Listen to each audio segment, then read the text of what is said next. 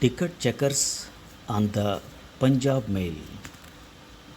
An excerpt from the book Let Me Say It Now, written by Shri Rakesh Maria, retired Commissioner of Police of Mumbai.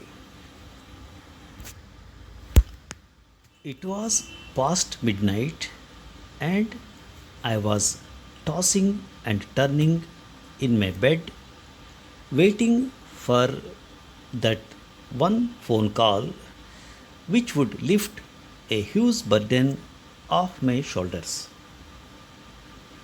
The call that would announce that we had the killers in our dragnet. At most times, despite being conditioned by my mother's intense faith in Him, I do not believe that God easily favors the good.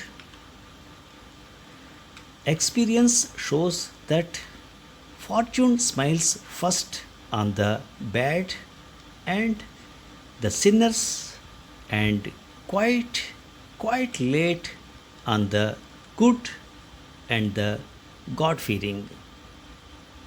And when it does smile on the latter, it is often not in their lifetime. Mama would attribute this to our Kalyug, but that was no consolation. Such gloomy thoughts persisted to bother me as the night wore on, making me forget the humorous side of God. Of all the days, he had chosen last evening to play the fool with the prestigious crime branch of Mumbai City. Probably because it was All Fool's Day and he wanted to tell us that we were like all ordinary people.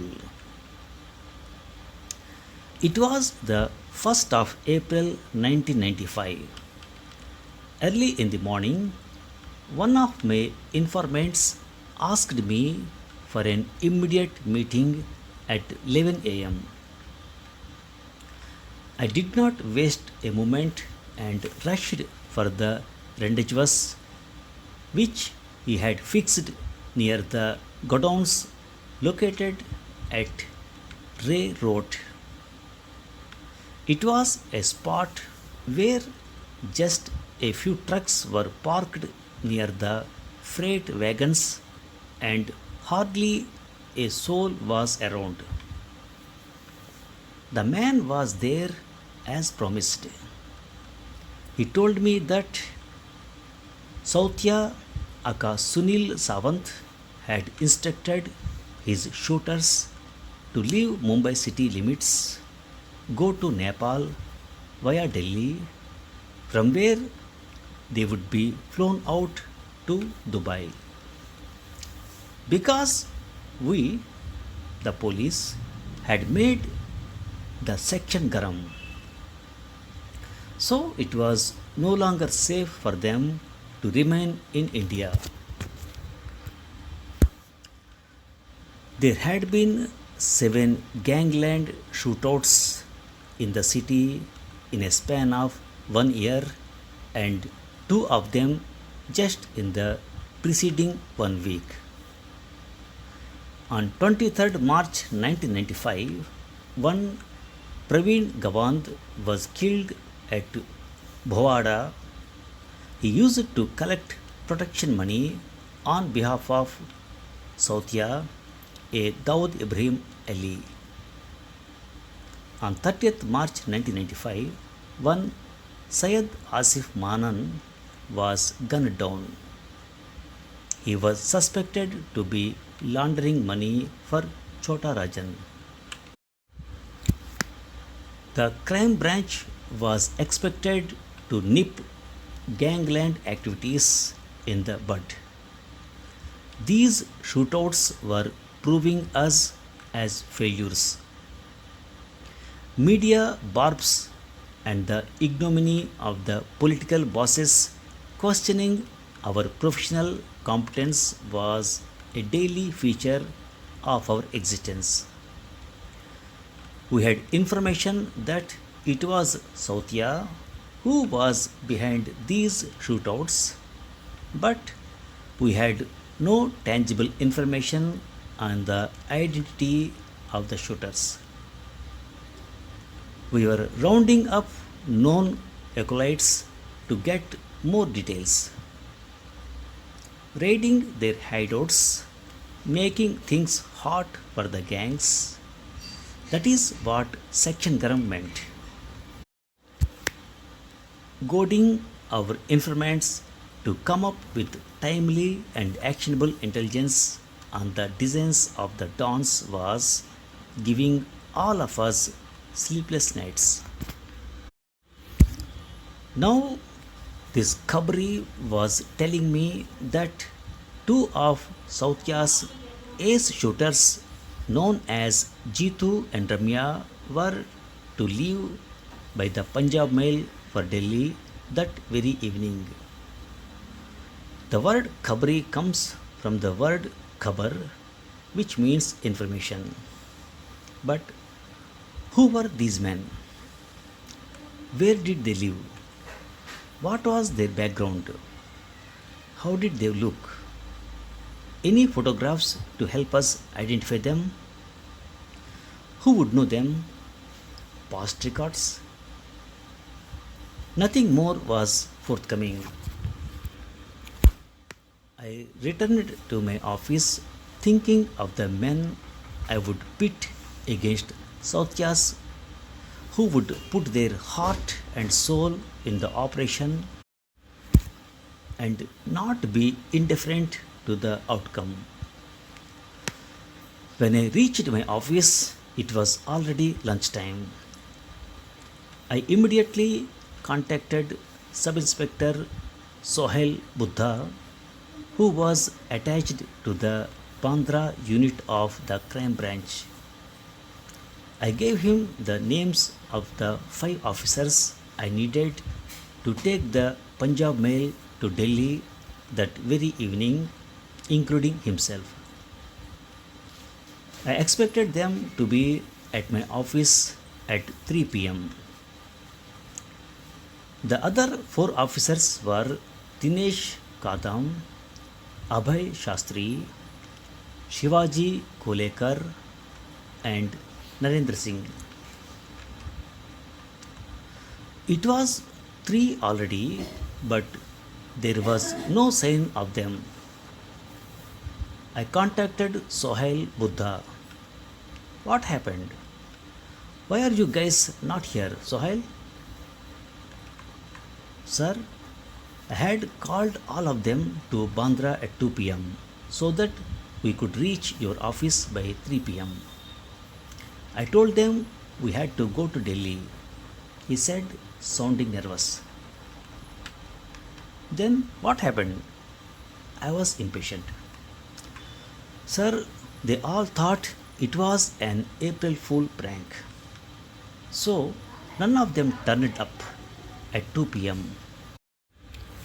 So I called them again. Sir, I really abused them. Sir, now they are all on their way. We will reach by 4 p.m., sir. Sorry, sir. I was aghast. A prank? Do crime branch officers play pranks? Whom am I entrusting this crucial task to? I was furious. At 4:15, they all trooped in, looking sheepish like a pack of schoolboys. I was still seething with anger, and they had guilt written all over their faces.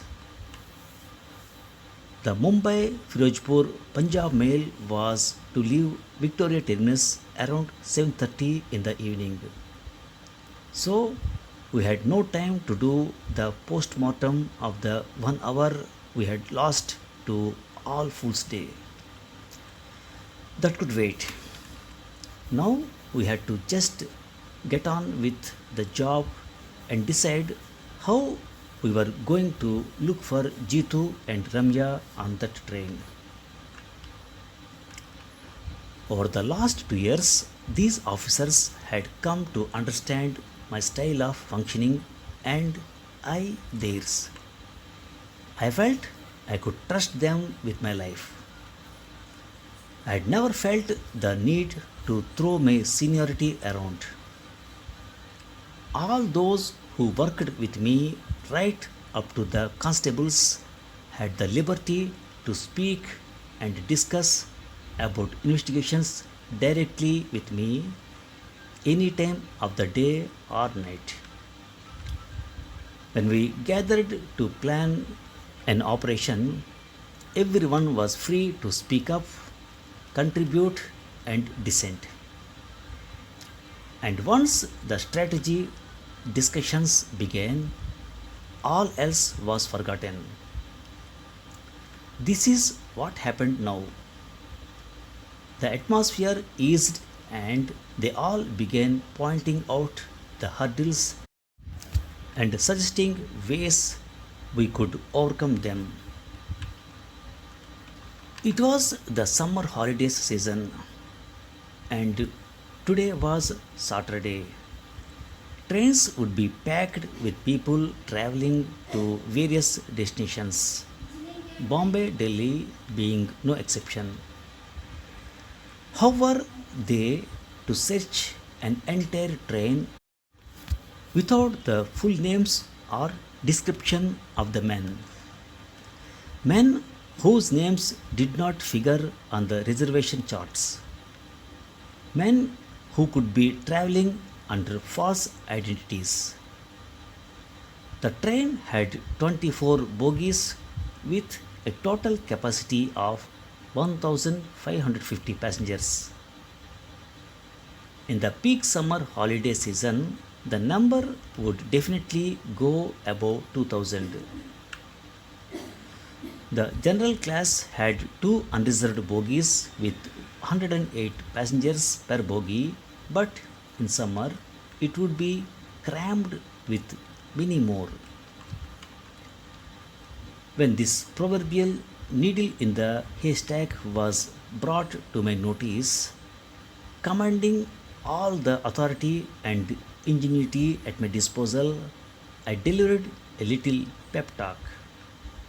They were born to take on such challenges, or they would not be in the famed Mumbai crime branch.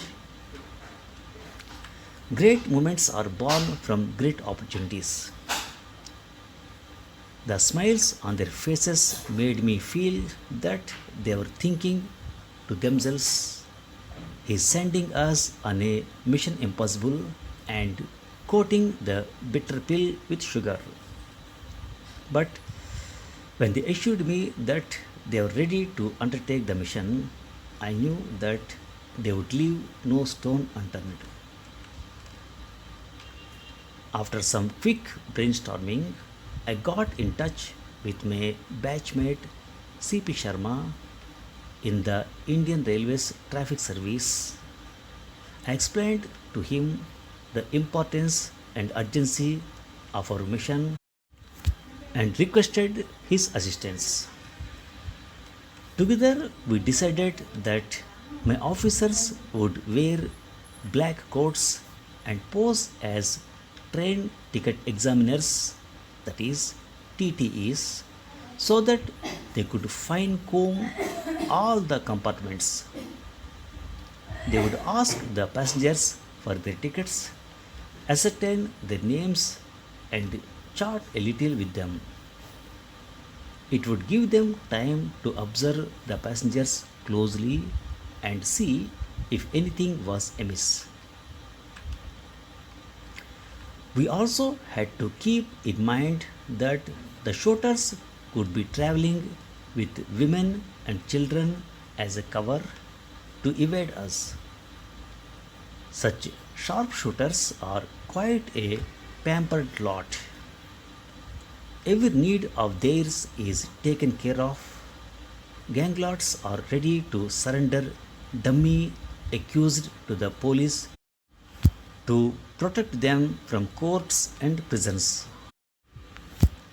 The reason being that finding equally hardened killing machines for gang work is very difficult. So these men could be traveling in first class comfort.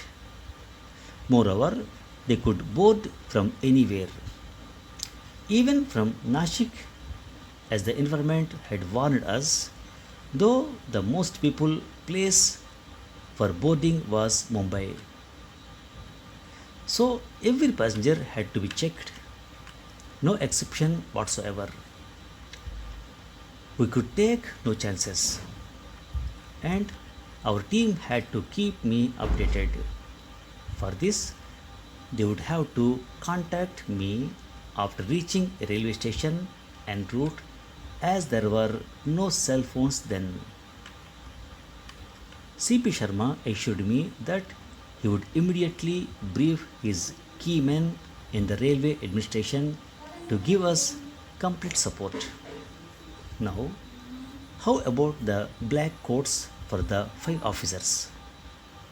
Obviously, Sharma would have to help us there. We had no time to go looking for black coats as it was already close to departure time. In the late evening, five of my crime branch officers struggled into used black coats of five TTEs of Central Railway, enjoying the rich fragrance of their summer sweat. Luckily, nature helps you survive such ordeals by switching off your sense of smell. So, they must have stopped smelling their coats after a while.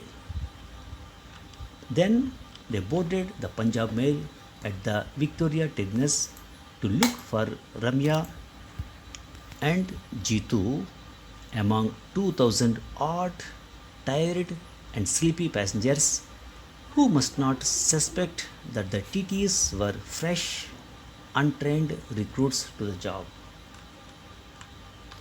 As expected, it was a long and arduous task. They commenced the combing operation compartment by compartment. Beyond a point, they could not disturb the passengers who were getting ready to sleep. They had to be polite and not ruffle feathers. Time flew by, and with it grew my despondency. As I reached the point of questioning the gods about their competence, the phone rang. It was Sohail Buddha from the Bushawal station, and he had nothing positive to report. I tried getting some sleep, failed miserably, and braced myself for a nail biting day ahead. It was when, in such extreme difficulties, I would invoke my mother's jurisdiction. I would ring her up and say, Mama, I have an important investigation going on. I need you to pray for me. It is very, very important. Just that, without giving her any details, and she would immediately oblige, go to her little temple in the house, take her prayer beads, light a lamp, and chant her prayers. As my desperation grew, I made the SOS call to Mama. The exception to the divine policy of Kalyug happened only when the train neared Nijamuddin railway station, a destination just 20 to 30 minutes from New Delhi railway station. This was the evening of 2nd April. The officers had started checking the last remaining unreserved compartment. Dinesh Kadam reached one young man dressed in jeans, took his ticket in hand and asked him his name. Jitendra Rani, answered the youth. The name rang a bell. Jitu, क्या मराठी का Kadam struck a friendly conversation with the youth in Marathi, asking him if he was a Maharashtrian. Hoy, Marathi. He got the answer in the affirmative. Sitting separately some distance away from Jitendra Rane was another denim clad youth. Ramchandra Gaurav, said the young man when Dinesh Kadam asked him his name. Now, Dinesh Kadam could not help but stiffen, but he managed to hide it under his black coat. Ramya and Jitu. Both the tickets were up to New Delhi. Have we found them? In Punjab, a Rakesh could be a Bobby, and in Bengal, a Sharmila could be Moon Moon. But amongst the Marathi people, pet names are generally derived from their given names. So, Jitendra Rane could be Jitu and Ramchandra Gaurav could be Ramu or Ramya. Dinesh Kadam discreetly signaled to Narendra Singh, who got the message. The two went about the task of checking the details of other passengers but kept a watch on the two boys, two Marathi youths sitting separately in the same compartment and not communicating with each other. Narendra Singh then left the compartment and alerted the other team members. As soon as the train pulled into New Delhi railway station, our 5 ticket checkers followed the two suspects discreetly. Alighting separately, the young men left the railway station and were met by a third youth outside. The trio then hailed an auto rickshaw and left together. The team followed them in 2 separate auto rickshaws. The suspects reached the Kashmiri Gate area and booked themselves into a lodge. Sohail Buddha immediately phoned me and narrated the developments. I instructed him that without any loss of time and after taking all due precautions, as the suspects could be armed, they should enter the room and nab them for questioning. The team managed it perfectly and the 3 youths were picked up. The third youth was identified as Parshuram Chavan. Their interrogation disclosed that they were contract killers working for the Sunil Sawant faction of Dawood Ibrahim gang. They were flown down to Mumbai and they disclosed their complicity in 7 gangland shootouts. Vijay Thorat's murder of March 1994, Vinod Shetty's murder and Jitendra Raut's murder of April 1994. Vijay Makkad's murder May 1994, Murli Lakhani's kidnapping of November 1994 and the March 1995 murders of Praveen Gawand and Syed Asif Manan. Of these, the Jitendra Raut murder was a case of mistaken identity.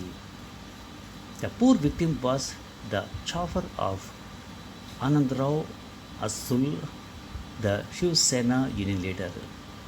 They had killed him, mistaking him for his master. Getting leads from these arrests, we made 10 more arrests and the city received a much needed respite from gangland shootouts. Every operation is followed by a debriefing session. When we sat down to dissect this operation, I learned an important lesson. A stray comment that someone had made had made me halt the probe further.